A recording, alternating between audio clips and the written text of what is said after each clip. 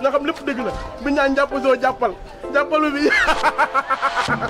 daa na xam xar bi ci maam moo ko yóbbu nen day doxantu ji. booy bi la ñuy récupérer jël suñu jabar yóbbu ko dem. kon yéen pareegu leen ba tey. mukk fii du ngeen fi dugg. yow màggatum korom koñ nga yow. problème bi maire bi la moo ma tegal fi ay saar. c'est xar tabaski yére booy bi sobo booy bi yow tu ma connais très bien booy yoruma sa dara.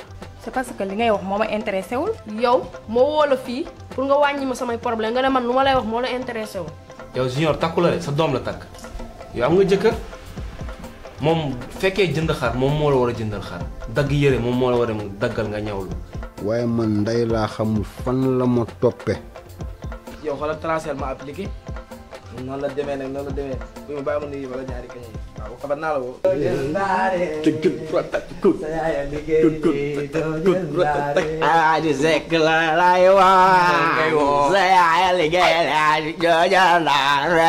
gis nga tamit na wax ñaar ñooñu bis bu ñu ñëwatee sama kër dinaa baxal ndox ba mu bax ma sotti leen ko wala kaana xaraama tanjaay yi ngeen doon yéen amul leen takku leen.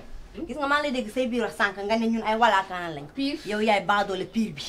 gis nga lii ñu am nii moom la ñuy tiitaroo te sa doom ñun ñoo ko teree nelaw ñoo ko ne coppet sa biir kër gee indi ko fii sa xol di bineegar te doo ci mën dara.